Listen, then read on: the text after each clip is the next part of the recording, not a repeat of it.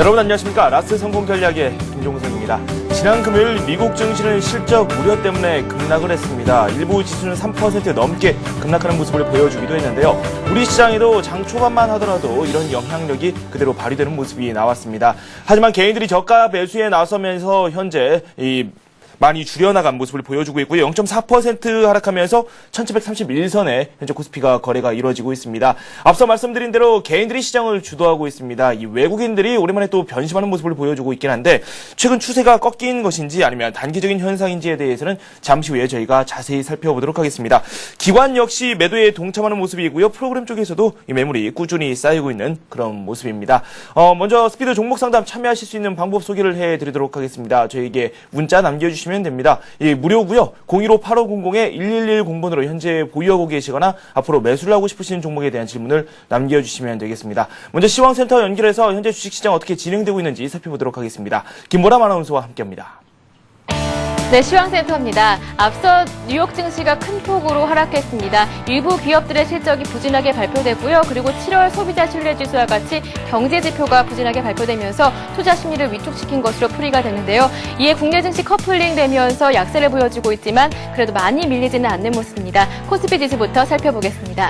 현재 코스피는 7포인트 내리면서 1731포인트 가리키고 있습니다. 오늘 개파락으로 출발하면서 1719포인트 출발했지만 빠르게 낙폭을 만회하면서 현재는 1730선까지 회복한 모습인데요. 오늘 수급에서는 외국인과 프로그램 쪽에서 매도세가 나오고 있습니다. 수급 상황 체크해보겠습니다. 오늘 외국인이 391억 원 정도, 그리고 기관 쪽에서도 투신을 중심으로 500억 원 넘는 물량의 매도세가 나오고 있지만 개인 쪽에서 1000억 원 넘는 물량 매수세가 들어오면서 낙폭을 많이 만회해주는 모습입니다. 이어서 코스닥 살펴보겠습니다. 코스닥 마찬가지로 파란불이 들어와 있는 상황인데요. 현재는 약보합권 나타나면서 498포인트 가리키고 있습니다. 오늘 출발은 494포인트 출발한 이후에 잠시 빨간불을 켜기도 했지만 12시 구간에 기관이 매도로 흐름을 바꾸면서 다시 약세로 흐름을 바꾼 이후에 일어나지 못하고 있는 상황입니다. 지수의 움직임 수급으로 다시 한번 짚어봅니다. 개인이 86억 원 정도 매수 우위 차지하고 있고요. 반면에 기관과 외국인이 매도하고 있습니다. 기관이 21억 원, 그리고 외국인이 같은 거의 비슷한 물량 22억 원 정도 매도 포지션 유지하고 있는 상황입니다.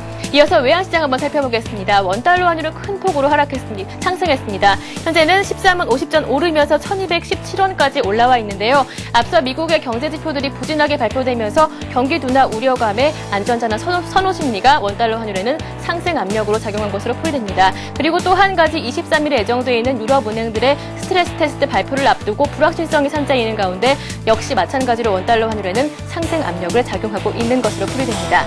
이어서 오늘 특징 테마주 한번 살펴보겠습니다. 오늘 같은 약세장 속에서 많이 오르는 종목 먼저 살펴볼 텐데요. 건설주들 큰 폭으로 올랐습니다. 정부에서 부동산 활성화 대책이 발표될 것이라는 전망, 그리고 그 안에 DTI 규제 완화 등이 포함될 것이라는 기대감에 오르고 있는데요. 먼저 현대건설이 4% 큰 폭으로 오르고 있고요. GS건설 마찬가지로 2% 오르면서 큰 폭으로 건설주들이 상승 움직임을 보여주고 있는 상황입니다. 삼성물산 역시 4.8% 큰 폭으로 오르고 있습니다. 반면에 은행주들은 큰 폭으로 내리고 있는 상황입니다. 2분기 실적 우려감이 걱정되고 있는 가운데 주가가 내리고 있는데요. 신한지주가 2% 내리고 있고요. 우리금융이 3%, 그리고 외환은행이 2%, 기업은행이 4% 하락하면서 은행주들이 약세를 보여주고 있습니다. 반면에 원전주들은 큰 폭으로 오르고 있습니다. 아르헨티나가 한국의 원자력 발전소 도입 의지를 밝히면서 원자력 발전주들 다시 관심을 받고 있는데요. 한전 KPS가 3%, 그리고 한전기술이 3.7%, 우리기술이 가격 제한폭까지 오르면서 원자력 발전주들이 큰 폭으로 오르고 있는 상황입니다. 원자력 발전주만큼은 아니지만 스마트 그리드주들 마찬가지로 큰 폭으로 오르고 있는 상황인데요. 시장 확대 전망 기대감에 큰 폭으로 오르고 있습니다. 한 증권사에서 스마트 그리드 세계 시장이 5년 안에 2배 정도 확대될 것이라는 긍정적인 전망을 내놓은 상황인데요. 포스코 ICT가 1% 오르고 있고요. PS텍이 7.6%, 그리고 차트상에 있는 나머지 종목들 4%의 상승 움직임이 나타나면서 스마트 그리드 관련주들이 오르고 있는 상황입니다. 도시구간 현재 지난주까지 장을 이끌었었던 외국인과 프로그램 쪽에서는 매도세가 나오고 있지만 개인이 매수하면서 그래도 지수 움직임 약보합권 유지해주고 있습니다. 지금까지 도시구간 시장 상황 전해드렸습니다. 네, NH투자증권의 김영렬 연구원 연결되어 있습니다. 오늘 장에 대한 더욱더 자세한 분석을 한번 내려보도록 하겠습니다. 안녕하십니까? 네, 안녕하십니까? 네, 지난 금요일 미국 시장을 한번 열어보고 나서 깜짝 놀랐습니다. 3% 넘게 밀리는 그런 지수도 나왔기 때문인데 일단 국내 증시 상대적으로 양호한 흐름을 보여주고 있거든요. 어떤 이야기들이 나오고 있는지 한번 살펴보도록 하죠. 네, 우선 지난 주말 미 증시 그리고 유럽 증시 등에 대한 조정폭이 컸었기 때문에 다소 좀 우려가 컸었지만 오히려 주말을 통해서 해외발 악재에 대한 어떤 완충작용이 오늘 시장의 낙폭을 다소 좀 제한시키는 것으로 보여집니다. 이처럼 국내 증시가 해외 증시 상황과 상대적으로 비교해서 상대적으로 강할 수 있는 것은 여전히 경기 둔화에 대한 의식보다 실적 효과에 대한 어떤 기대 심리 등이 강화되면서 현재 시장의 어떤 저가 매수 심리를 자극한다고 볼 수가 있겠는데요. 또 지난주 금요일에는 우리 주요 종목들 중 IT와 자동차 종목들이 선제적으로 가격 조정을 받았었기 때문에 주도주를 중심으로 한 반발력이 강화된 영향이 있는 것으로 보여집니다. 한편 현재 현선물 시장에서 외국인과 기관 투자자들은 동반 매도를 나서면서 전반적으로 지수가 저점 대비 회복세를 나타내고는 있지만 다소 좀 소극적인 대응을 나타내는 것이 오늘 시장의 주요 특징적인 상황으로 보여집니다. 네, 외국인과 기관이 매도를 하고 있죠. 말씀대로. 일단 오늘 우리 증시에서 가장 눈에 띄는 부분 건설업의 강세입니다. 22일이죠. 이 정부가 부동산 활성화 대책을 내놓는다. 뭐 이런 이야기가 들려지고 있는데 이에 대한 기대감이 상당하거든요. 뭐 대충 지금 살펴봤을 때에도 많은 종목들이 뭐 2에서 3%씩 이렇게 오르고 있는 종목들도 있고요. 향후 이들 업종에 대해서 접근하는 전략에 대해서 한번 저희가 살펴보는 그런 기회를 가져보는 것도 좋을 것 같습니다. 어떻게 생각하십니까? 네, 우선 지난주 증권 업종의 사례를 한번 살펴보실 필요가 있겠습니다. 종합주가지수가 연중 고점을 상회하면서 한때 증권 업종 지수가 급등세를 나타내는 것이 지난주에 주간에 일시적으로 있었던 현상이었었는데요. 오늘 이 건설업종의 강세의 배경에는 현재 침체된 부동산 경기의 어떤 회복 기대감이 건설업종 전반에 대한 어떤 기대 심리를 작용하고 있고 여기에서 또 어떤 기대 심리를 조금 더 높일 수 있는 내용 중에는 어떤 부동산 규제와 관련된 부분이 좀 완화될 수 있다라는 점, 또 이런 면이 작용될 경우에 어떤 건설 업황에 대한 기대가 어떤 실적 개선이 가능할 것이다라는 기대 등이 반영되는 모습입니다. 하지만 이런 정책적인 변수는 항상 어떤 불확실성이 항상 잠재되어 있기 때문에 다소 좀 불투명한 면을 감안했을 때 단순한 어떤 기대 심리만에 의존한 어떤 건설 업종에 대한 투자 매력이 높아졌다라고 단정짓기는 쉽지 않아 보이고요. 다만 오늘 건설 업종 내에서의 강세를 나타내는 과정에서 다소 좀 구분을 해야 될 필요가 있는 부분은 대기업들이 최근 경기가 나아지면서 이제 설비 투자를 늘리고 있는 상태입니다. 공장도 증설해야 되고 여러 가지 어떤 설비 투자에 대한 명목을 키워가고 있는데 이와 연계될 수 있는 어떤 건설주에 대해서는 단기적으로 좀 관심을 가져둘 필요가 있겠지만 단순한 주택 경기에 대한 매출 비중이 높은 건설 업종의 경우는 다소 좀 차별화된 대응 접근 방법이 필요하지 않을까라고 보여집니다. 뭐 일단 이 시장에 참여를 한다고 한다면 뭐 신규 투자자 입장에서는 아직까지는 접근하는 게 좀 무리다 이렇게 생각을 하시는지요? 네, 그렇습니다. 네, 알겠습니다. 수급 쪽도 저희가 살펴보도록 하겠습니다. 지난주 내내 이 외국인들이 국내 시장에서 순매수를 기록했습니다. 오늘 첫날부터 좀 불안한 흐름을 보여주고 있는데요. 이 수급 상황 어떻게 전망하고 계시는지 그리고 또 환율 측면도 한번 살펴보도록 하죠. 어떻게 생각하십니까? 네, 우선 이번 주는 전체적인 시장의 흐름이 다소 좀 관망세가 짙어 보입니다. 지난주 연중 고점 돌파에 대한 어떤 가능성을 엿봤었고 다만 시장에서 어떤 경기의 불안감이 남아있다는 점을 고려할 때 이번 주에는 주 후반에 미국 경기 지표와 또 유럽 은행들의 스트레스 테스트 결과 등을 앞두고 있는 만큼 관망세가 짙을 것으로 보여지는데요. 마찬가지로 글로벌 불확실성이 다소 좀 높아지는 상황에서는 외국인의 매수 확대를 기대하는 것이 쉽지만은 않습니다. 우선 시장의 불안감이 진정될 수 있는 어떤 시장 여건이 확인한 이후에 어떤 외국인의 매수에 대한 기대를 타진해 봐야 될 부분이 있는 것 같고요. 상대적으로 오늘 시장이 종합주가지수가 저점 대비 낙폭을 만회하고는 있지만 상대적으로 원달러 환율이 14원이나 현재 치솟고 있는 모습입니다. 여기서 좀 걸러서 살펴볼 필요가 있는 것은 지난주까지 글로벌 경기 둔화에 대한 우려가 높아지면서 달러의 약세가 진행되고 있는데 오히려 현재 서울 외환시장에서는 달러에 대한 오히려 달러 대비 원화의 약세가 조금 더 확대되고 있다는 점을 들 수가 있습니다. 이런 점을 감안하면은 전체적인 어떤 시장의 불안감이 진정될 때 현재 약 오늘 14원이나 오르고 있는 환율에 대한 상황은 빠르게 또 진정될 수 있는 가능성이 잠재되어 있다는 쪽으로 살펴보실 필요가 있겠습니다. 부정적인 면을 너무 부각시킬 필요는 없을 것 같습니다. 투자 전략에 대한 이야기를 한번 살펴보는 것도 좋을 것 같은데요. 신규 투자 관점에서 이 오늘 시장 그리고 또 내일 시장 어떻게 저희가 투자 전략을 짜나가는 게 좋을까요? 네, 우선 오히려 지난 주말에 어떤 해외 증시 결과에 따라서 오늘 장 초반 급락할 때 오히려 시장은 대응하기가 쉬웠습니다. 변수가 다소 좀 불안하더라도 우리 기업들의 이익이 현재 안정적으로 양호하게 나올 것으로 기대가 되고 있기 때문에 시초가 급락 시의 어떤 분할 매수 관점은 어느 정도 고려해 볼 필요가 있겠지만 오히려 현재처럼 어중간한 위치에서 매수에 나서는 그 이후에 내일의 어떤 롤오버 전략을 가져가기에는 좀 권할 만한 상황은 아닌 것 같고요. 이런 상황 또 하나의 변수 중에 하나는 경기 둔화의 우려가 현재 시장에서 제기가 되고 있기 때문에 지난 금요일 미 증시에 급락했다는 어떤 반등이 오늘 나타남으로써 내일 국내 증시가 갭상승할 때에는 오히려 또 따라서 사기보다는 단기 차익 실현에 대한 고민을 병행해 나가는 것이 필요하다는 점입니다. 또 당분간은 대외 경제 지표에 따라서 시장 센티먼트가 결정될 수 있다는 점을 활용하는 것도 단기적인 대응 전략이 될 것으로 보여집니다. 네, 알겠습니다. 이렇게 해서 NH투자증권 투자전략팀의 김영렬 연구원과 함께 현재 주식시장 그리고 또 향후 전략에 대해서 살펴봤습니다. 도 말씀 고맙습니다. 감사합니다.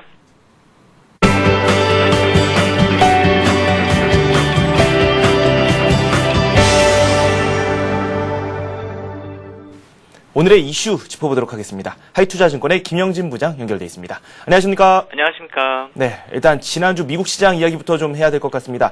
지표, 실적, 투자자들을 실망시키기 충분한 그런 내용들이 많이 나왔는데요. 어떤 움직임을 보이고 있으며 국내 증시에 어떤 영향력을 미치고 있습니까? 네, 미국 시장 안 좋은 모습, 기업 실적도 그랬고 지표도 그랬고 다 안 좋았다 이렇게 봐야 되겠죠.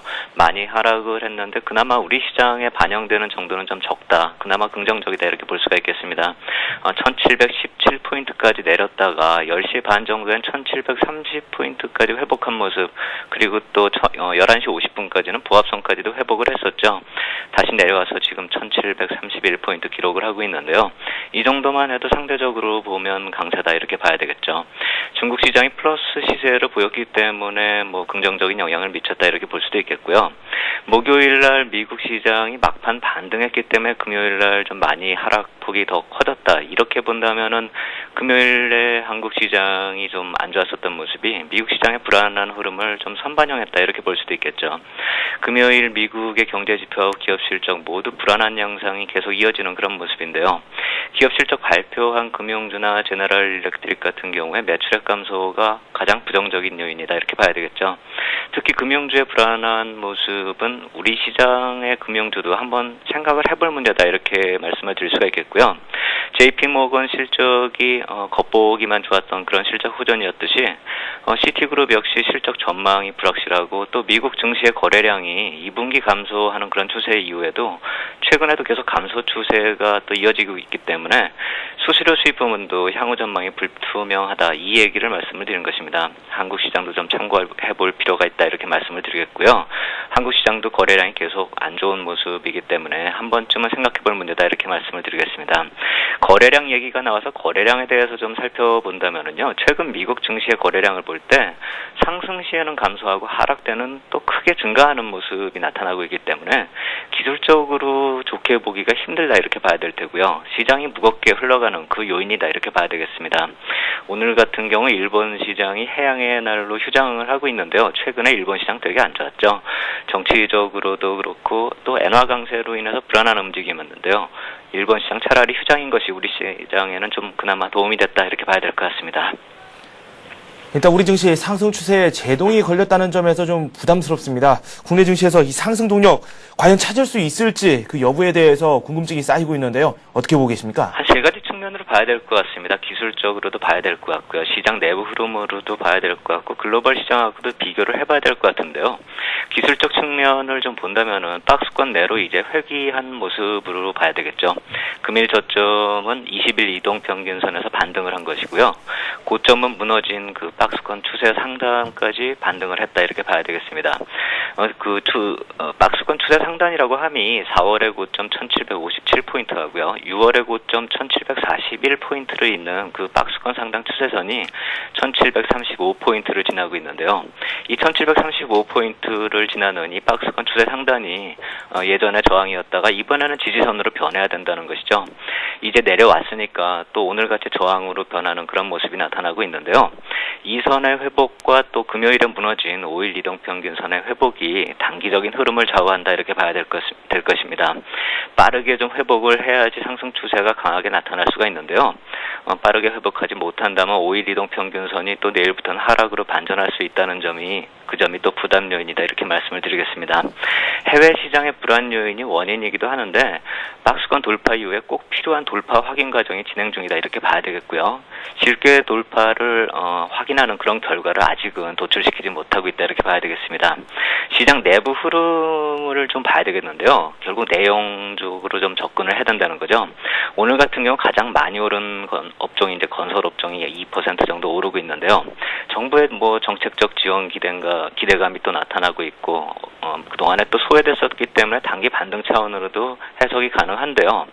건설 업종을 놓고 봤을 때 아파트 위주의 사업보다 이제 플랜트 건설을 병행하는 대형 건설사 위주로 큰 폭을 반등을 하고 있다는 그 점을 본다면은 낙폭 과대와 국내 건설 침체를 과도하게 반영한 주가가 반등을 하는 차원으로 해석을 해야 될 필요가 있겠다 이렇게 말씀을 드리겠습니다.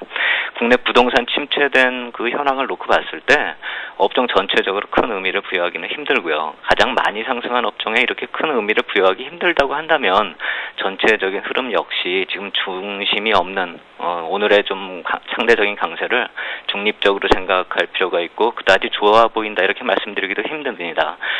수급 측면으로 놓고 봐도 지난 주말에 말씀드렸듯이 프로그램 매수가 그동안에 단기적으로 많이 유입이 됐는데 펀드의 자금 유출도 지속이 되는 상황 속에서 프로그램 매수가 쌓여져 있는 것도 그다지 좋게 볼 수가 없는 것이고요. 지난주 중반 이후에 나타나는 그런 시장의 자생적인 상승 모멘텀이 없어진 모습이 아직도 지속되고 있다 이렇게 봐야 되겠습니다. 글로벌 시장과의 이제 비교 측면을 놓고 봐도 오늘 이제 소폭 하락하는 모습 우리나라가 나타나고 있는데요. 이게 상대적으로 강한 것인가 이것도 좀 살펴볼 필요가 있습니다. 6월 후반에 상대적으로 강했었던 그 디커플링이 7월 들어서 오름폭이 남들 오를 때 못 올랐었죠. 상대적으로 약한 모습이 나타났다 이거죠.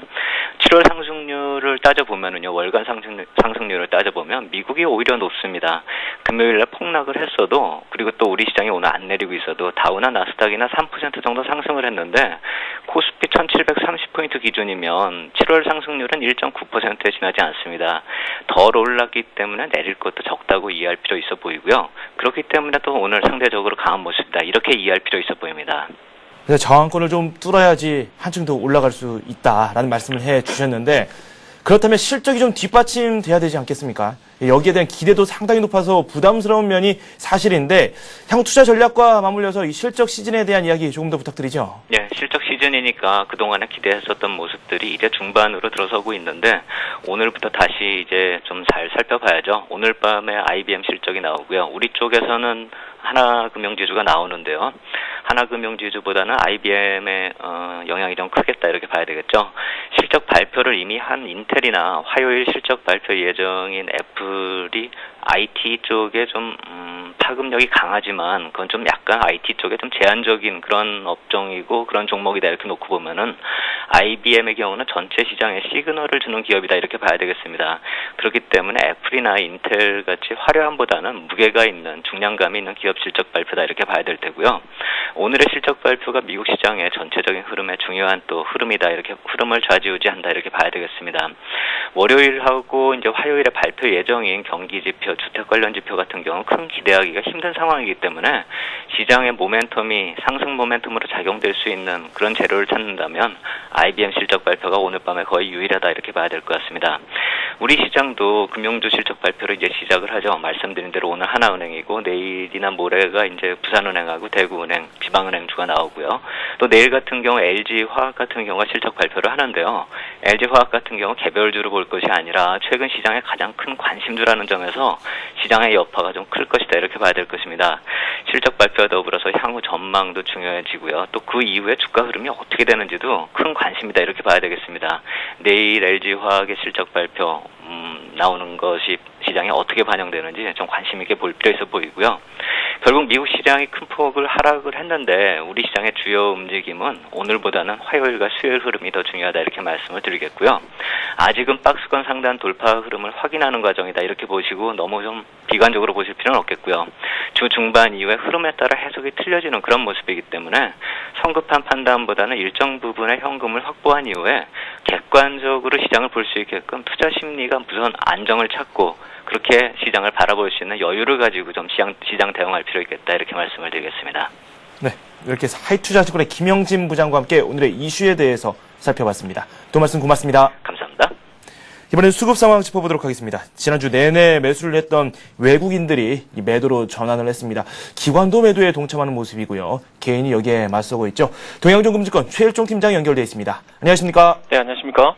네, 현재 구체적인 수급 상황 저희가 진단을 내려보도록 하죠. 어떻습니까? 네, 그렇습니다. 오늘 미국 증시 금요일날 급락을 했습니다. 이 따라서 이제 우리 증시도 상당히 좀 안 좋은 분위기가 연출이 될 것으로 이렇게 예상을 했습니다만은 전체적으로는 전략 후강의 모습을 보이면서 낙폭을 줄여가는 그러한 모습을 보여주고 있다 이렇게 보시면 될 것 같습니다. 이러한 부분에 있어서는 전체적인 수급적인 측면, 외국인들과 개인 쪽, 이런 쪽이 기관 쪽이 어느 정도 소폭의 순매도를 취해가면서 개인들의 이제 저점 매수가 가미가 되고요. 그리고 연기금이라든가 은행 그리고 증권 쪽에서의 저점 매수가 가미가 되면서 수급적으로 팽팽한 어느 정도의 저점 매수가 대형주 중심으로 흘러 들어오는 그러한 상황에서의 상황이다 이렇게 보시면 될 것 같습니다. 전체적으로 보면은 코스피 시장 외국인들 수급 동향 살펴보게 되면은 430억의 순매도 외국인들 보이고 있고요. 개인들 1,120억의 순매수 흐름, 기관 쪽에서는 500억의 순매도 흐름 보이고 있습니다. 코스닥 시장 223억의 그 외국인들 순매도 흐름 보이고 있고요. 개인 쪽에서 100억의 순매수 그리고 기관 쪽에서 23억의 순매도 하는 분위기를 보여주고 있습니다. 대형주 위주의 거래가 활발하다라는 말씀을 해주셨는데 구체적으로 매매 상위권에 오른 종목들 어떤 종목들이 있는지도 살펴보도록 하죠. 네, 그렇습니다. 여전히 외국인들은 삼성전자를 집중적으로 순매수를 하고 있습니다. 이에 따라서 이제 포스코라든가 삼성테크인, 신한지주, SKCNC까지 이제 순매수를 좀 확대하는 그런 모습을 보여주고 있고요. 순매도하는 종목들은 계속해서 좀 불안한 흐름을 보였던 수익률이 다소 처지는 종목들에 의해서 순매도가 확대가 되고 있는데요. LG디스플레이, 삼성물산, 기아차 그리고 우리금융, SK에너지 등으로 순매도가 확대가 되는 그런 모습을 보여주고 있다 이렇게 보시면 될 것 같습니다. 아울러 기관들 쪽에서의 순매수 분위기, 삼성물산이라든가 현대건설, 삼성전기, 한국전력, STX, 페노시안까지 순매수를 확대하는 모습을 보여주고 있는데 전체적으로 보게 되면은 이제 건설주 쪽으로 좀 순매수가 좀 잡혀 있는 그런 모습이다 이렇게 보시면 될 것 같습니다. 매도하는 종목들 살펴보게 되면은 그동안 좀 상승률이 좀 컸던 종목들, 단기 급등했던 종목들에 대한 매도가 좀 역력하게 보이는데요. 대우증권이라든가 삼성전자, 하이닉스, 대한항공, KB금융 등으로 순매도를 확대하는 그런 모습을 보여주고 있습니다. 아울러 이제 외국인들과 기관들 쪽에서의 동시 순매수 분위기를 살펴보게 되면요. 그동안 많이 빠졌다라는 측면에서 포스코 그리고 현대건설, 건설주 쪽에서 좀 순매수가 좀 동시에 들어오고 있는 상황이고 삼성테크인과 SKCNC, 한화케미칼 등으로 순매수가 동시적으로 이렇게 들어오면서 종목별로 수익률이 좀 상위 클래스에 좀 포진되어 있는 그러한 종목들이 있다 이렇게 보시면 될 것 같습니다. 네, 항상 포트폴리오를 살펴보면 이 당일의 시세를 좀 분출하는 그런 종목들이 포함되어 있습니다. 오늘 대표적으로 건설업종이 상당히 좋은 흐름을 보여줬는데 어떻습니까? 이 포트폴리오에 건설업종 포함되어 있습니까? 네, 그렇습니다. 오늘 한 종목을 뺐습니다. CJ 제일제당을 이제 고점 인식으로 인해서 이제 다소 이제 저점을 낮춰가는 그런 모습을 보여주고 있기 때문에 일단 포트폴리오 상에서는 일단 일시적으로 좀 제외하는 쪽으로 이렇게 보시면 될 것 같고요. 나머지 S1이라든가 두산인프라코어, 삼성테크인, 대우증권, 한화 쪽은 계속해서 들고 가는 쪽으로 이렇게 포트폴리오를 말씀을 드리겠고요. 특히 이제 S1 같은 경우 오늘 상당히 좀 강한 모습을 보여주고 있습니다. 반면에 대우증권 오늘 좀 눌리는 그러한 모습을 보여주고 있는데 여전히 증권주 쪽에서는 핵심주로 부각을 좀 시키면서 보시되 여전히 이제 종합지수의 고점 이런 부분이 돌파될 때 강한 모습을 보여주겠다라는 판단입니다. 그래서 아직까지 추세적으로 종합지수가 꺾이는 쪽은 아니기 때문에 증권주 하나 정도는 포트폴리오에 담아가야겠다는 측면에서 계속해서 대우증권은 보유하도록 하겠고요. 한화라든가 이런 쪽은 눌림목이 어느 정도 완성이 되는 부분이기 때문에 적당한 수준까지는 이제 시간 조정을 거쳤다가 재차 상승하는 쪽으로 이렇게 보고 있습니다. 삼성테크인도 움직임이 상당히 좋죠. 이러한 쪽 계속 가져가는 쪽으로 이렇게 보시면 될 것 같고요. 두산인프라코도 이제 마찬가지로 대중국 관련해가지고 어느 정도 수혜를 볼 것으로 이렇게 보고 계속해서 포트폴리오 상에서 유지를 하는 쪽으로 이렇게 말씀을 드려보도록 하겠습니다. 구체적으로 이 포트폴리오 중에서 한 종목 저희가 집중적으로 살펴보도록 하죠. 어떤 종목입니까? 네, 그렇습니다. 대림산업을 이제 신규로 편입을 시켰기 때문에 대림산업을 한번 보겠는데요. 그동안 이제 건설업종 구조조정이 이제 거의 막바지에 지금 이르고 있지요. 대체적으로 이제 얼마 전에 청구 쪽을 이제 마지막으로 해가지고 대체적으로 이제 중소형사들의 이제 건설업종 상에서의 어느 정도 워크아웃이라든가 기업 회생 이런 쪽 신청을 하는 쪽으로 봤을 때는 대형 건설사들에 대한 구조조정에 대한 어느 정도 반발 효과 이런 쪽이 좀 예상이 될 수 있을 것 같습니다. 따라서 대림산업뿐만 아니고 이제 삼성물산이라든가 그리고 이제 현대건설 그리고 GS건설 뭐 등으로 해서 상승률 뭐 탄력이 상당히 좀 강하게 이렇게 붙고 있는데요. 이런 쪽을 봤을 때 이제 중소형주 건설사보다는 대형 건설사들이 실질적인 치킨 게임의 승자로 이렇게 부각이 될 가능성이 크겠다는 판단입니다. 그래서 구조조정 막바지에 이르면서 이제 그 건설사들의 이제 주가 뭐 기저 효과에 의해서 상승 흐름을 나타낼 것으로 이렇게 판단이 되고요. 당사 같은 경우는 이제 3분기부터 이제 주택 부분을 축소를 합니다. 그리고 반면에 해외 시장을 확대를 하면서 성장 사업 등을 개시를 하면서 이제 기업 가치를 늘리겠다라는 이제 보관을 가지고 있는데요. 이러한 부분이 이제 향후 리스크 제거라는 모멘텀과 성장으로의 모멘텀 동시에 이제 적용이 될 가능성이 크겠다라는 판단입니다. 기술적으로 보시게 되면요, 차트를 보시면서 말씀을 드릴 텐데요. 일단은 뭐 단기 박스권 3일 동안에 이제 횡보 국면을 좀 벗어나면서 오늘 장대 양봉이 돌출이 되는 그런 모습을 보여주고 있는데요. 전형적인 5일선 패턴의 이제 강한 모습의 이제 종목이다 이렇게 보시면 될 것 같습니다. 그래서 이러한 부분을 생각해 봤을 때 오늘 현재가 75,000원 정도 수준에서 따라 붙는 그런 이제 매매 패턴은 지양을 해야 되는 그런 상황 아닌가 이렇게 볼 수 있겠습니다. 따라서 최고가 뭐 69,300원 정도 수준에서 68,500원 정도 수준까지의 분할 매수를 한번 권해드리 보도록 하겠고요. 그리고 이제 목표가는 이제 단기 중기로 이렇게 말씀을 드릴 텐데요. 1차적으로 단기 목표가는 8만원 선입니다. 이 부분에 있어서는 어느 정도 작년에 이제 그 들어왔던 세력들 뭐 이렇게 9만원 선에 좀 많이 물린 것 같아요. 손절 물량이 충분히 나올 수 있는 부분이 있겠다는 판단입니다. 그래서 단기적으로는 8만원까지 이제 목표가 설정해 볼 수 있을 것 같고요.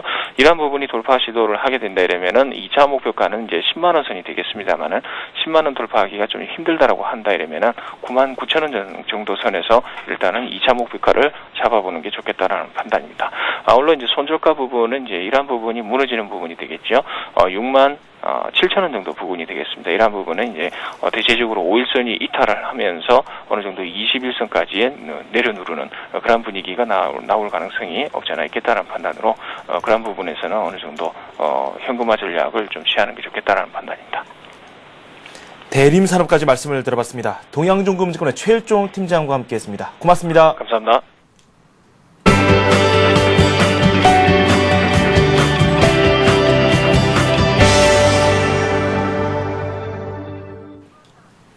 네, 잠시 후 스피드 종목 상담이 이어집니다. 오늘 장 좀 조정을 받고 있기 때문에 현재 보유하고 계신 종목들에 대한 걱정이 좀 크실 것 같습니다. 저희에게 문자로 남겨주시면 되겠습니다. 무료 문자고요. 015-8500-1110번으로 현재 보유하고 계시거나 앞으로 매수를 하고 싶으신 종목에 대한 질문을 남겨주시면 되겠습니다. 이번에는 급등이 예상되는 종목 한번 저희가 체크를 해보도록 하겠습니다. 백룡승천님이 연결되어 있습니다. 안녕하십니까? 안녕하십니까? 네, 시장은 좀 불안하게 전개가 되고 있습니다. 뭐 그렇게 좀 비관적으로 볼 필요도 없고요. 뭐 오르는 종목들도 몇몇 종목 나오고 있기 때문에 그 부분을 저희가 집중 조명해 봐야 되지 않을까라는 생각도 드는데요.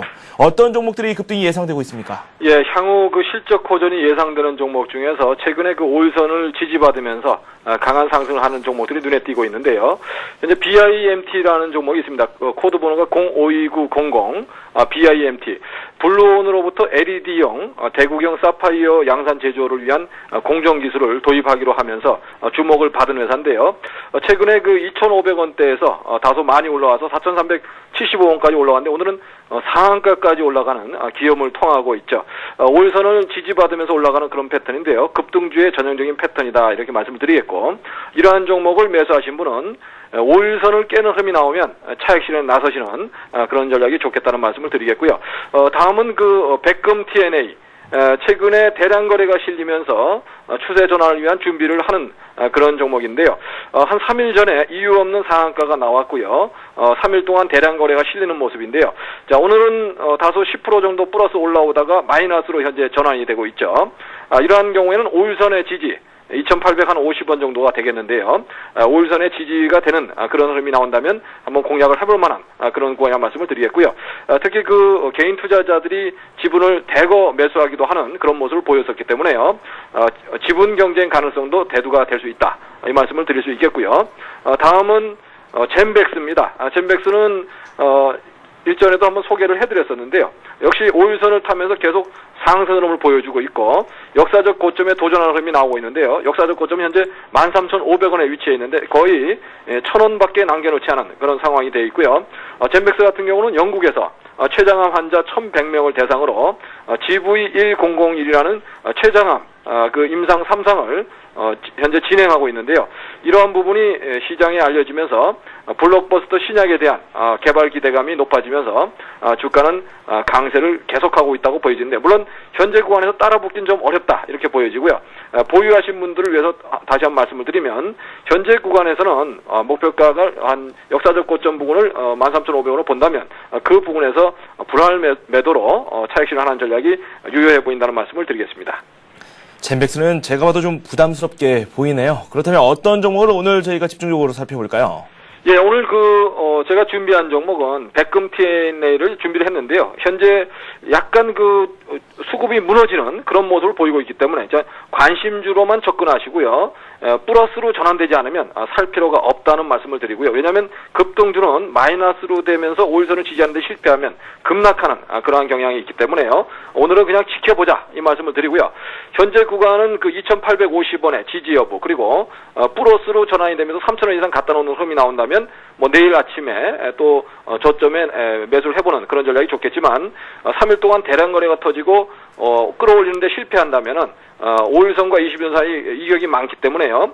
2,700원 정도까지도 들어올 수 있다 이렇게 보여집니다. 그래서 현재 구간에서는 백금 T&A를 관심 종목으로 보지만 오늘 수급이 급등주 성격을 갖고 있는 종목이라 무너지는 모습이 나왔기 때문에 그냥 관망으로 말씀을 드리겠습니다.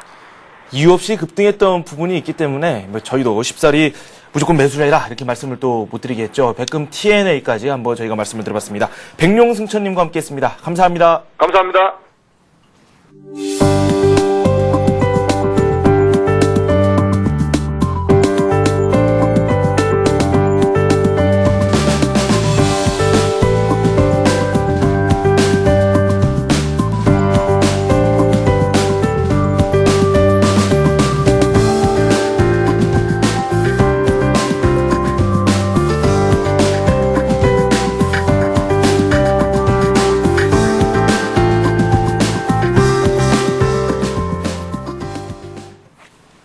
네, 스피드 종목 상담 시작하도록 하겠습니다. 여러분께서 저에게 문자를 보내주시고 계시는데요. 문자 보내실 곳 다시 한번 안내를 해드리도록 하겠습니다. 무료 문자입니다. 015-8500-1110번으로 현재 보유하고 계시거나 앞으로 매수를 하고 싶으신 종목에 대한 질문을 꼭 날려주십시오. 매수 가격, 비중, 매수 시점까지 남겨주시면 저에게 더 큰 도움이 된다는 점 다시 한번 명심해 주시기 바랍니다. 오늘 저와 함께 해주실 분도 소개를 해드리도록 하겠습니다. 메리시종금증권의 신종희 과장과 함께 하도록 하겠습니다. 안녕하십니까? 안녕하십니까? 지금 그래도 낙폭을 많이 만회한 듯한 그런 움직임을 보여주고 있네요. 네. 월요일부터 좀 이렇게 하락을 하고 있다는 점이 저도 썩 유쾌하지는 않은데요. 어떻습니까, 현재 시장? 이번 주는 가장 유럽발, 우리가 가지고 기존에 알고 있었던 유럽발 악재, 전체적인 국채에 대한 발행, 그리고 주 말로 갈수록 유럽 쪽의 은행들의 스트레스 테스트, 굉장히 변동성이 많은 게 좀 상존해 있습니다, 실제로. 근데, 원칙을 좀 하나 지키실 필요가, 시장은, 상대적으로 해외발 악재에 상당히 잘 버티고 있는 모습입니다. 근데, 그러면서 종목별로 신고가 나는 종목들이 슬슬 늘어나고 있다는 얘기입니다. 증권주, 전체적인 시장의 흐름에, 계속, 주도주 성향권의 영향권에 있던 주식들은 계속 신고가를 내고 우상향하고 있다는 모습이거든요. 그러니까 종목별 차별화가 좀 많이 벌어지는 모습이기 때문에 시장은 큰 흐름이 고가를 돌파하든 안 하든 전체적인 큰 줄기 안에 실적 호전주와 특히 우리가 처음에 시작했던 녹색 성장에 발맞추는 기업들, 거기에 플러스 알파 기존 사업 캐시카우 역할을 했던 기존 산업이 플러스 알파 까지 좋아지는 산업들이 지금 현재 주도주로 보시면 될 것 같은데 거기에 2차 전지, LED, 스마트 그리드, 태양광, 풍력까지 해서 녹색 성장에 발맞추는 성장 동력을 갖고 있는 업종 중에서 삼성전기라든가 LG화학, 삼성 SDI 이런 종목군들의 지속적인 상승은 성장 동력 플러스 알파 기존 산업이 같이 성장하고 있다는 모습이거든요. 그러니까 시장은 그다지 큰 흔들림 없이 이런 주도주군들에서 좀 이어지는 모습이다. 그렇기 때문에 너무 불안해하지 마시고 이런 종목군들로 인해서 조금 저가로 좀 눌리실 때 좀 적극적으로 매수하면서 성장 동력 있는 주식 쪽으로 좀 길게 흐름을 좀 하반기까지 이어가셔도 충분한 매매 전략이지 않겠나 싶습니다. 좀 길게 시장을 볼 필요가 있다라는 말씀을 해주셨는데 당연히 옳은 말씀이시죠. 그렇다면 지금 현재 오는 문자들 지금 손실을 입고 있는 그런 종목들이 상당히 많은데 이 종목군들에 대해서도 좀 장기적으로 보유를 해야 되는지 아니면 단기적으로는 좀 다른 종목으로 갈아타야 되는지 그에 대한 설명도 함께 내려주시죠. 네, 첫 번째 종목으로 저희가 광전자에 대한 내용을 살펴보도록 하겠습니다. 광전자, 저희가 이 백룡승천님께서 몇 번 관심 종목으로도 말씀을 해주셨던 그런 종목이기도 한데요. 광전자는 5,250원에 매수를 하셨고 20% 비중을 보유하고 계신다고 한 시청자분께서 문자를 남겨주셨습니다.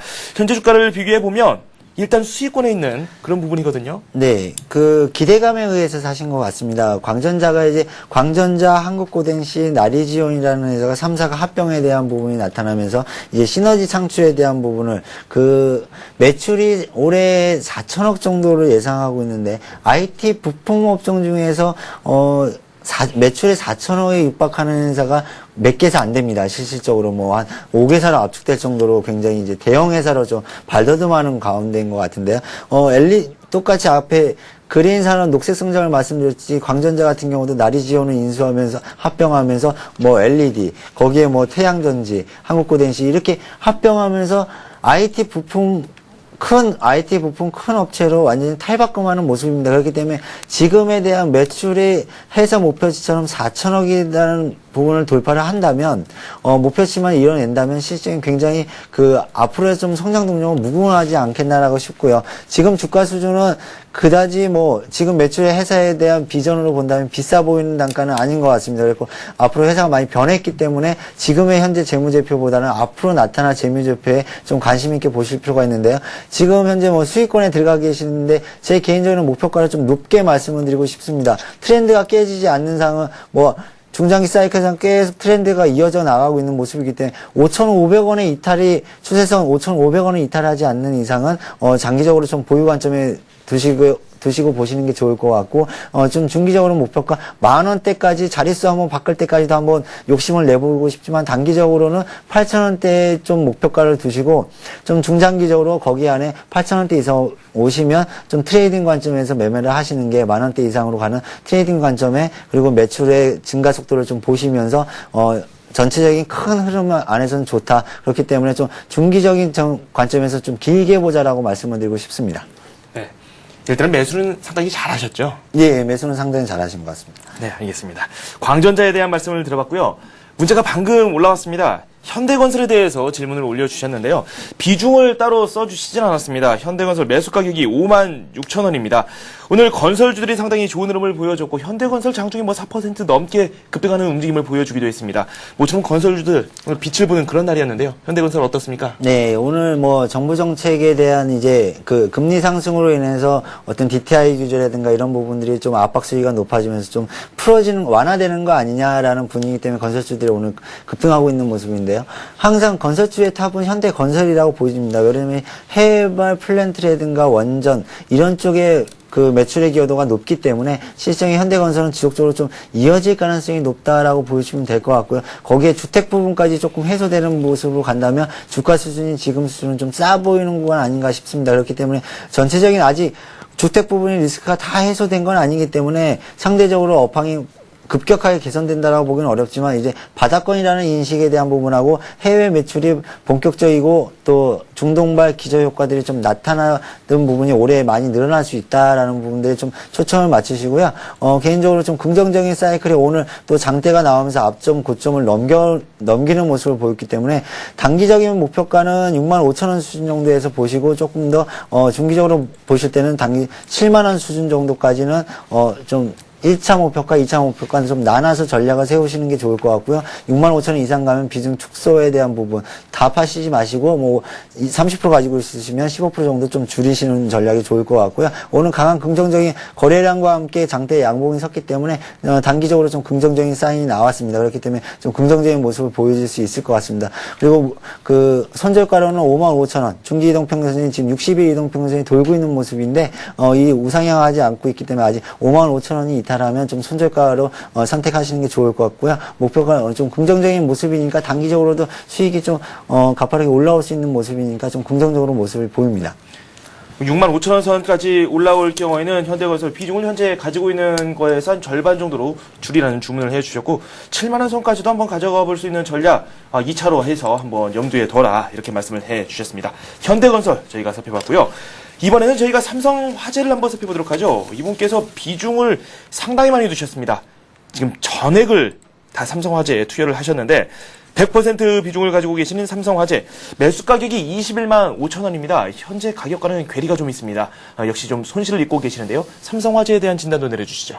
네, 보험사 지금 어떤 금리 인상에 대한 부분이 가장 화두가 됐고 1차적인 화두에 의해서 좀 무너지는 양상, 재료 노출이라는 부분 때문에 좀 무너지는 양상인데요. 뭐 자동차 보험료 인상이라든가 전체적인 그 하반기로 갈수록 금리 인상에 대한 부분이 한 번 정도는 더 있을 거라는 부분들이 좀 논쟁이 많기 때문에 좀 장기적으로는 좀 좋아 보이는 모습입니다. 그리고 지금 현재 주가 수준으로만 놓고 본다면 그렇게 싸다, 뭐 실적 대비해서 싸다라고 볼 수는 없지만 앞으로 생길 모멘텀이 조금 긍정적이다. 그리고 향후 금리가 출구 전략의 일환으로 금리 상승이 이래 국내가 시작을 했기 때문에 거기에 대한 부분의 수혜는 보험주는 지속적으로 관심권에 좀 두실 필요가 있다라고 말씀을 드리고 싶고요. 삼성화재 개인적으로 봤을 땐 지금 좀 장기적으로 좀 보고 싶습니다. 어떤 금리 출구 전략과 함께 금리 인상과 함께 주봉상으로 봤을 때 지금 22만 원 선에 대한 부분을 1차 목표가로 좀 말씀을 드리고 싶고요. 21만 원 선 좀 고가권에 사셨기 때문에 부담을 좀 줄이실 필요가 있어 보입니다. 그렇기 때문에 100% 비중이 너무 높다라고 생각이 들고요. 22만 원 정도에 오시면 적극적으로 비중을 좀 축소해주는 전략이 좀 중요하다라고 말씀을 드리고 싶고요. 뭐 100% 비중이 있기 때문에 손절가는 말씀을 안 드리겠습니다. 왜냐하면 손절을 하실 의사가 없이 이 주식에 확신을 갖고 사신 거기 때문에 네. 조금 장기적인 하반기 모멘텀을 가지고 좀 나올 수 있는 모멘텀을 좀 기대하시는 것 같기 때문에 1차적으로 22만 원 최소한 50% 비중은 떨고 가자. 그 다음에 24만 원까지 좀 50%는 끌고 가는 전략을 좀 사용해 보시자라고 말씀을 드리고 싶습니다. 지금 뭐 성급하게 나설 필요는 없겠다. 네, 굳이 뭐 재료 노출에 해서 단기적으로 좀 하락폭이 좀 컸는데 그 부분에 대해서 너무 부담스럽게 생각할 필요는 없을 것 같습니다. 네, 알겠습니다. 이번에는 저희가 동아체육용품 한번 살펴보도록 하겠습니다. 4,250원에 매수를 하셨고 60% 비중을 보유하고 계십니다. 오늘 좀 많이 오르고 있어서 지금 매수하신 가격은 회복을 하신 거의 그런 상태거든요. 지금 뭐 상장된 지 얼마 안 되는 회사라서 지금 현재에 대한 부분, 수급적인 부분에서 그 체육에 대한 그 기본 용품에 대한 부분들 때문에 기간 매수가 꾸준하게 좀 이어지는 종목으로 보여지는데요. 뭐 지금 상장 후에 주식은 꾸준하게 우상향하고 있는 모습입니다. 그렇기 때문에 지금 단기적으로 조금 조정 국면에 체육 이벤트가 어느 정도 좀 사라지고 단기적으로 좀 옆으로 횡보하는 모습인데요. 오늘 장대 양봉이 상당히 긍정적인 모습을 보이고 있는 모습이기 때문에 상대적으로 오늘 정도 한 번 또 금요일날 음봉에 오늘 다시 양봉, 그러니까 변화가 나타나려고 했는데 어떤 시장의 현상이라든가 수급에 의해서 눌렸다가 오늘 다시 올라오고 있다는 모습이 상당히 긍정적입니다. 그렇기 때문에 단기적으로 4,600원 선의 정도에서 1차적인 목표가 말씀을 드리고 싶고요. 거기에 손절가는 다시 한번 4,000원이 이탈하면 시도했다가 자꾸 무너지면 이 부분은 넘기 어렵다라는 부분으로 인식을 할 가능성이 높습니다. 그렇기 때문에 4,000원이 다시 이탈하는 가격대는 손절가에 대한 부분을 말씀을 드리고 싶습니다. 비중에 있어서는 현재 비중 그대로 가져가시면서 조정을 하시는 게 낫겠죠? 예, 4,600원 수준, 개별 종목이고 수급이 워낙 빠른 종목이기 때문에 단기 트레이딩 전략에서 좀 빠르게 올라올 수 있는 모습을 보이고 있기 때문에 일단 올라오면 목표가까지 올라오면 비중을 좀 줄이시는 전략이 좋아 보입니다. 네. 이번에는 하림 한번 살펴보도록 하죠. 지난주에 저희가 살펴봤었는데 지난주에 살펴봤던 그 내용 중에서는 한번 복날 한번 지켜보자 그런 말씀을 한번 들어보기도 했습니다. 하림 3,710원에 매수를 하셨고 30% 비중을 보유하고 계십니다. 손절가를 좀 말씀을 해주시고 그리고 또 언제까지 보유를 해야 되는지 그 부분에 대한 말씀도 함께 부탁드린다고 올려주셨네요.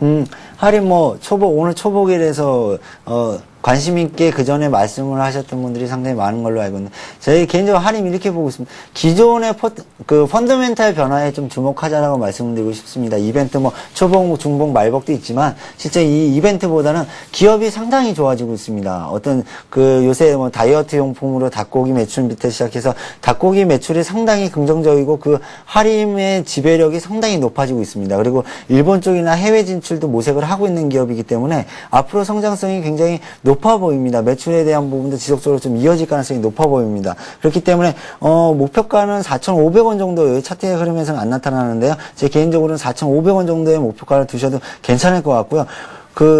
주봉상은 이 종목은 좀 보시자라고 말씀을 드리고 싶은데, 이 주봉상 20주 라인이 한 번도 깨지지 않는 모습을 좀 보여주고 있습니다. 계속 트렌드에서 이어지고 있는 모습이기 때문에 살짝 깨졌다가도 주중에 다시 복귀하는 모습을 보여주고 있습니다. 그렇기 때문에 20주선의 라인이 완벽하게 깨지는 3,420원 정도의 손절가 부분을 좀 가지고 가시고, 좀 중장기적으로 실적 턴어라운드와 성장이 있는 기업이다라고 보시고, 좀 중장기적인 모멘텀을 갖고 가셔도 괜찮아 보인다라고 생각이 듭니다.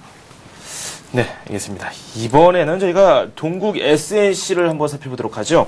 9,150원에 매수를 하시고 30%의 비중을 현재 보유하고 계십니다. 동국 SNC 흐름, 이것도 전망에 대한 말씀 들어보도록 하겠습니다.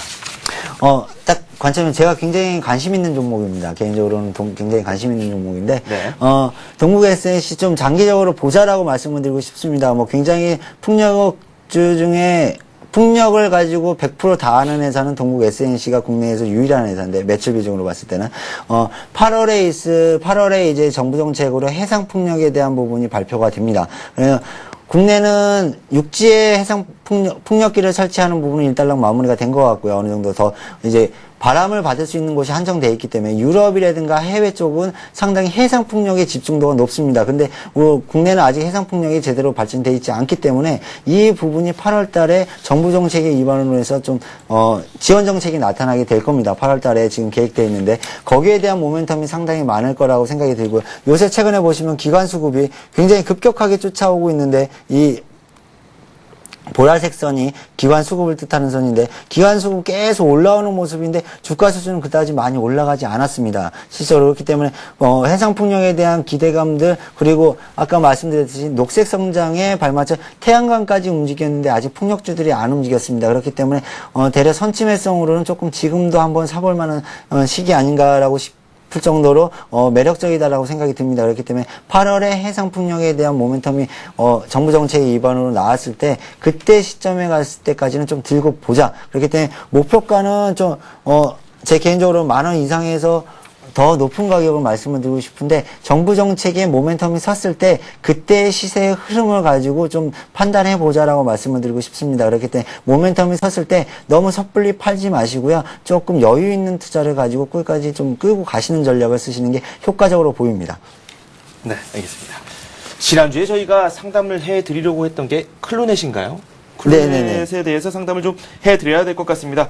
보고 계시는지 모르겠네요. 이 1,580원에 매수를 하셨고 60% 비중을 가지고 계신다고 지난주에 이 주부님께서 한번 보내주셨는데 성함이 잘 기억이 나진 않습니다. 하지만 저희가 준비를 했습니다. 이 클로넷에 대한 말씀 한번 들어보도록 하겠습니다. 이분 비중도 상당히 많고요.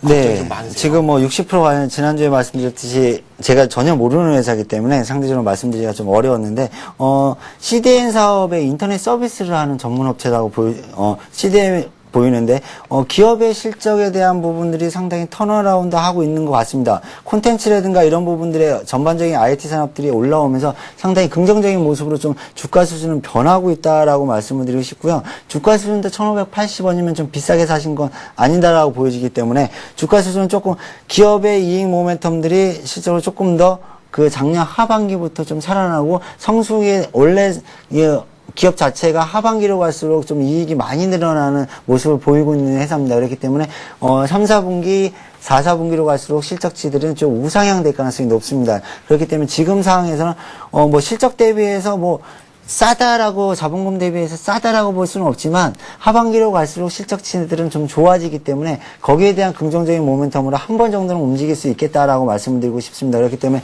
목표가는 일단 2,000원 수준 정도로 말씀을 드리고 싶고요. 2,000원 수준 정도에서 좀 더 모멘텀이 긍정적이다라고 생각이 든다면 1차 목표가 이상으로 갈 수도 있는데, 지금 현재 수준에서는 좀 더 실적치가 그다지 급격하게 상승하지는 않기 때문에 2,000원 수준 정도의 1차 목표가를 잡으시고, 손절가로는 1,400원, 박스권 하단 이 쌍바닥 패턴이 나와 있는 구간은 1,400원이 이탈하면 일단 단기적으로 손절가에 들어간다라고 생각하시면 될 것 같습니다.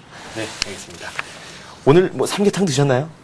네, 점심에 닭도리탕 먹었습니다. 네, 할인 설명을 저희가 해드렸는데 답장이 왔습니다. 부산은 덥답니다. 항상 건강하시라고 문자를 주셨네요. 감사합니다. 저희가 앞으로도 더 좋은 상담 해드릴 수 있도록 최선의 노력 다하도록 하겠습니다. 이번에 저희가 LG U+에 대한 상담을 한번 해드리도록 하죠. 이 사명을 변경을 했죠. 네. 8,000원에 매수를 하셨고 20% 비중을 보유하고 계시는데 가져가도 될까요? 전망 좀 내려주십시오. 라고 문자를 보내주셨습니다. 4207님께서 남겨주신 LG U+ 진단 내려보도록 하겠습니다. 뭐, 지금 수준 정도에서는 기업, 시간이 얼마 안 남았으니까, 지금 수준 정도에서는 보유하셔도 된다라고 실적치로 보여집니다. 그렇기 때문에 지금 현재 일단은 앞전에 한번 거래량이 들면서 강한 상승을 보여줬다가 다시 재차 눌림목이 보여지고 있는데 지금 이 수준에서 오늘 종가상으로서 꼬리 안 달고 내일 정도 다시 한번 반등이 예상이 됩니다. 일단 근데 거기에 이제 거래량이 얼마나 수반하는지를 좀 보실 필요가 있고요. 기간이 요 수급적으로 보시면 녹색선에서 기관 수급이 앞전에 1차 상승 여기에 대량 거래를 실었을 때 기관 수급이 강력하게 들어오는 모습을 좀 보여줬죠. 이런 모습으로 보였을 때 기관 수급에 대한 부분들을 좀 긍정적으로 보시고 거기에 대한 부분들을 좀 접근하시는 게 앞전에 매수가 선침해가 보였기 때문에 너무 급격한 모습은 안 보일 것 같고요. 거기에 대한 좀 더 여유 있게 투자하시면 주가 수준은 8,400원 앞전 고점까지는 좀 상승 여력이 좀 있어 보인다라고 말씀을 드리고 싶고요. 네. 7,600원이 이탈하면 단기적으로 또 한번 이 쌍바닥 패턴을 이탈하면 좀 주가 수준이 좀 오래 걸릴 수 있습니다. 근데 기간 선침해가 보였기 때문에 일단은 이탈의 부분은 좀 어려워 보이고요. 7,600원 수준 정도 안에서 자리 잡고 다시 한번 재차 상승을 노리지 않겠나 싶습니다. 그렇기 때문에 손절가는 7,600원에 대한 부분을 견제하시는 게 좋아 보입니다. 네, 알겠습니다. 이번에 관심 종목 살펴봐야 될 텐데 눈에 익습니다. 예전에 한번 저희가 살펴봤었던 그런 종목이기도 한데요. 하나케미칼을 준비하셨네요. 예, 제가 한번 드렸던 종목으로 기억을 하는데요. 좀 오래된 부분인데 계속 주가 수준은 우상향을 했습니다. 소개해드리고 그 외에 주가 수준도 상당히 주도주 영역까지도 호남석유화하고 하나케미칼의 주도주 영역까지도 동참하는 있는 모습인데요. 개인적으로 딱 포인트는 실적 호전이라고 보시면 될 것 같고요. 네. 거기에 이제 중국의 경제 성장과 미국 경기 회복에 대한 주요 제품군들이 좀 수급이 타이트하게 움직이고 있습니다. 거기에 그러니까 당연히 확제품 가격이 안 떨어지겠죠. 수급이 타이트하겠다라는 얘기는 그리고 자회사인 여차 NCC가 실적으로 실적 호전세가 좀 지속적으로 기대가 되고 있고 실적 호전세가 이어지고 있는 모습입니다. 그리고 지금 현재 아까 싸다라고 말씀드렸는데 2010년 전체적인 애널리스트 평가들에 대비해서 밸류에이션 PER 수준이 6배 수준밖에 안 되기 때문에 굉장히 저평가 구간이다. 주가가 올라와도 상당히 저평가 구간이다라고 말씀을 드리고 싶고요. 네. 일단은 매수가는 오늘 장대 3.6% 정도 상승을 한 모습이기 때문에 내일 살짝 눌림목 있을 때 18,200원 수준 정도에서 한번 접근해보자라고 말씀을 드리고 싶고요. 목표가로는 22,000원 주봉상으로 말씀을 드려야 될 것 같은데 주봉상 앞전에 매물대가 좀 있는 22,000원 수준 정도까지는 좀 끌고 갈 수 있겠다. 그리고 손절가로는 17,000원을 말씀을 드리고 싶습니다. 거기에 60일 이동평균선 지금 전에 보시다시피 60일 이동평균선에서 한 번도 이탈한 모습이 아니기 때문에 60일 이동평균선에 대한 지지 여부에 따라서 어떤 종목의 성공 여부가 달릴 수 있기 때문에 60일선에 대한 손절가를 좀 말씀을 드리고 싶습니다. 네, 하나케미칼 저희가 다시 한번 만났습니다. 또 한번 수익을 거둘 수 있을지 저희가 집중을 해서 잘 살펴보도록 하겠습니다. 지금까지 메리츠증권 동소문지점의 신종익 과장과 함께 스피드 종목 상담 함께했습니다. 감사합니다. 네, 감사합니다. 동시효과로 접어들었습니다. 코스피가 0.4% 내리면서 장 마감을 향해 달려가고 있습니다. 잠시 후 2부에서 오늘 뉴스와 함께 장 분석까지 자세히 내려드리도록 하겠습니다. 저는 잠시 후에 뵙겠습니다.